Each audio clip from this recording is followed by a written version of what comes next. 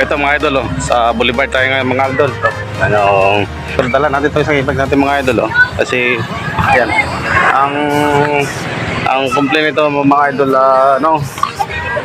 kumakabig daw sa kanan, na kumakabig sa kanan daw ang takbo sa e-bike natin mga idol. Ayan. Nung tinignan ko ito mga idol, ito una-una dito sa gitna to hindi sa gitna. Ito mga idol, kaya siya nangangabig sa kanan kasi nung nag-ano sila dito, yung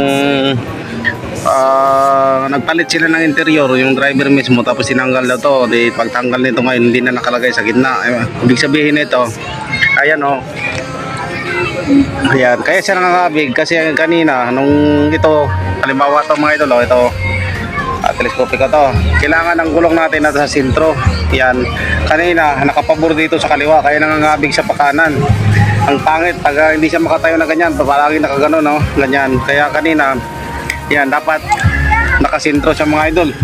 Kaya ito tinanggal ko kanina to, tapos in-adjust ko ngayon, dagdag ko ng washer dito banda, para pumasok siya papuntang loob. Kaya nasa gitna na siya ngayon, tapos nasa center na siya mga idol. Yan lang ang issue mga idol. Kaya sabi ng driver kumakabig daw sa kanan. Nung nakita ko, in-adjust ko lang to, naglagdagdag ko dito ng washer kasi pabor siya dito sa bandang kaliwa ang gulong mga idol, hindi sa gitna. Tininan ko ang bowl sa shock, ayos naman, balance naman po ang bowl sa shock dito. Kaya ito lang ang issue mga idol, nagdagdag lang ko ng washer dito, pinapabor ko konti dito para magiging sentro ang gulong natin.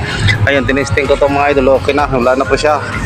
Hindi na po siya nangangabig sa kanan. Nung una, nung tinesting ko nga, nakakapagod drive mga idol kasi palagi matigas tong nubila papuntang kanan.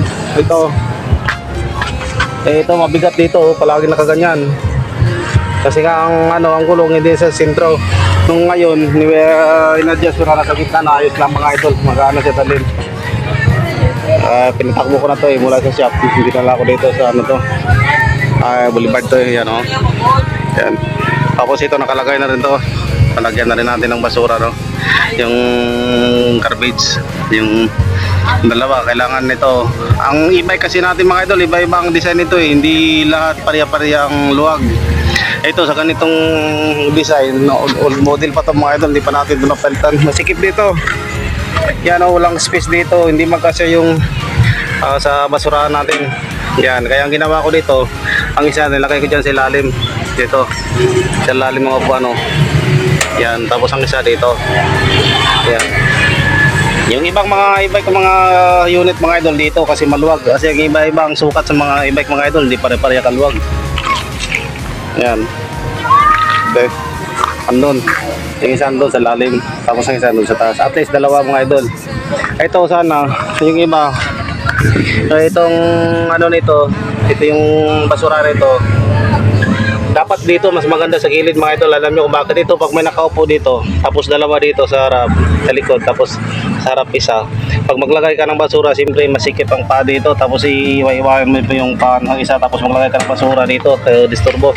So mas maganda pag maluwag ang side natin, ang basura natin dyan lang at saka dito sa gilid, para pag may nakaupo sa labas, sa loob, hindi na natin madisturbo pag magtapon tayo ng basura. Yan, kasi limbawa imagine pag may nakaupo dyan, dito may nakaupo, tapos dalawa dito, tapos malakay ka ng basura, simple ang paa dito, nakaganyan yan. Kaya masaya kung ano mo pa, kung madisturbo rin nakaupo kasi maglagay ka ng basura.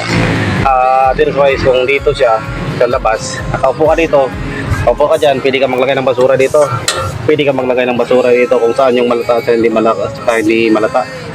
Maganda yung ibang nating mga items, mga unit mga idol, dito isa, saka dito ang isa. Okay, sa ganitong model, hindi pa natin ito na-upgrade. Hindi ko to tinanggal mga idol kasi matibay pa naman to wala pa namang kalawang, kaya sayang din tanggalin natin. Iba maluwag mga idol, kaya dito nilagay yan. Okay, mas maganda nga siya dito.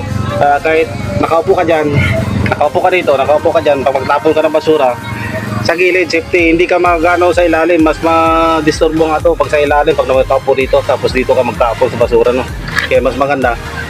Kasi ito sa e-bike na to, wala tayong option mga idol kasi masikip ang area, masikip ang dito, sobrang dikit dito. Kaya ang option na lang natin dyan, lagay natin dyan sila ilalim isa sa kaysa dito. Yung complaint dito na nangangabig, okay na mga idol, solve na natin to. Ito lang ang issue nun. Ito lang oh, ang gulong natin nasa gitna na. Kasi ang issue nun, nung tinanggal, balik siguro sa nagtanggal, hindi na nalagay sa gitna. Kaya ngayon, naglagay lang ako ng isang washer dito banda sa kanan, tapos nausob na sa pagitna, kaya maganda na, hindi na siya nangangabig. Tapos ang alay nito, konting-kunti lang ang point lang, halos ang diferensya, wala namang problema yan mga idol, basta point lang no. Yan o, binagawa na natin ito ng ito, bubong. Ito lang problema minsan sa mga driver mga idol, burara mga idol. Ito, anong ginawa niya no, itong biyahe, nilagyan ng straw. Mas mabuti sana kung maganda tingnan to straw na ginagawa-iway lang pa ganyan. Hindi mo sa mga idol, sa mga driver, mayroong mga matitigas ang ulo no. Yan, bago-bago pa ng pintal sa e-bike, bago rin yung bubong. Yan, tapos yung nagamit hindi maganda magsigig ayos. Tingnan nyo naman oh, yung ginawa dyan.